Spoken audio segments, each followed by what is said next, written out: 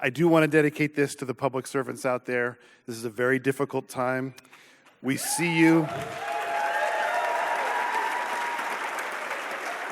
We appreciate you, and we thank you for your service. And I'm ready. This is the story of a fish and a bear, each one showing up in places they have not been for over 100 years. Over the last 25 years as a federal employee, I've been fortunate to play a role in both incredible stories of return. First, the fish. The Klamath River flows out of the high desert of south central Oregon to the redwood coast of far northern California. Over a century ago, the construction of hydropower dams blocked the entire watershed for the third largest salmon runs on the West Coast, and the power produced was a fraction of those on the Columbia and the Sacramento. Even in 1912, tribes and fishermen asked the company to provide passage for fish, realizing what was going to be lost.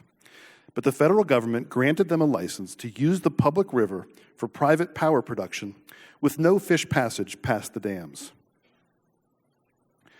When the original license expired, these binders are the application that the company filed asking the government to renew their license for an additional 50 years. And that is Ronnie Pierce of the Karuk and Yurok tribes looking through the new application in vain. Once again, no plan for fish passage. By this time, I had been sent from Washington, D.C. to Northern California to work with the people who depend on the river.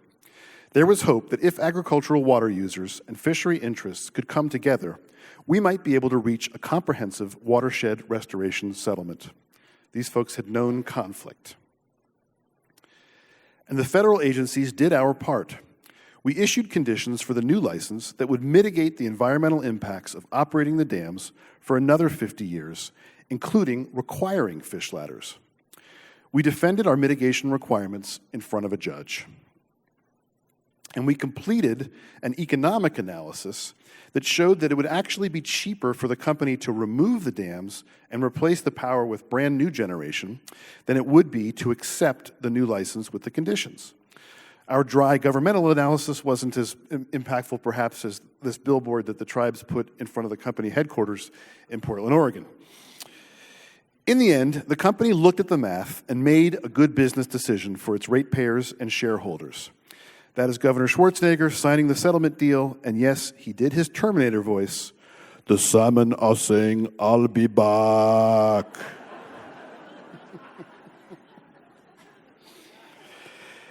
So last September, I found myself at the former dam site.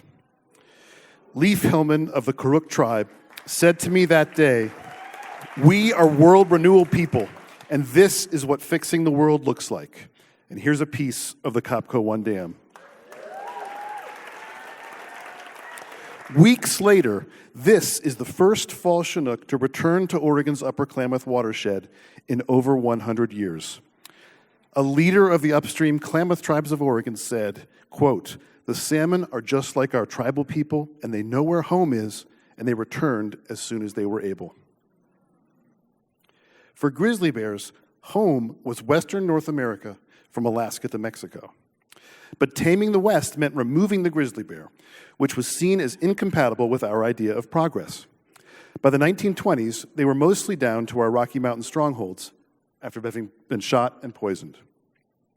Even in protected areas like Yellowstone, bears were fed garbage to entertain tourists. The dumps were closed in the 1970s, but the loss of human food source, led to bears being in conflict and having to be removed from the population.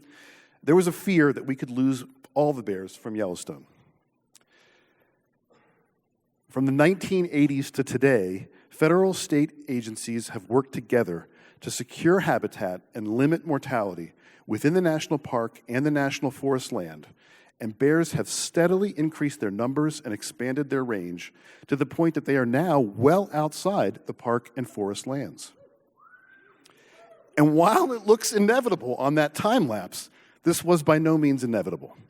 We owe tremendous gratitude to the public servants, the wildlife managers, the public land managers, and scientists.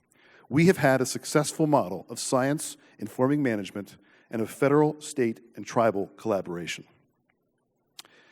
And that success means bears showing up as far out as this one, the first evidence of grizzly bears in the Missouri River breaks in about 100 years.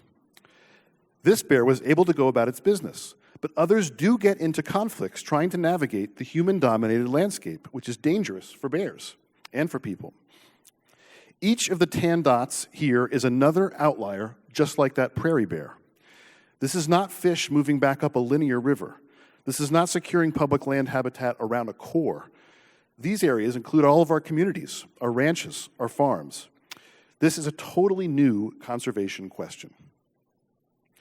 So, are you ready for this? In Montana, we are the dam. If we are interested in bear passage, it will be up to individuals and communities.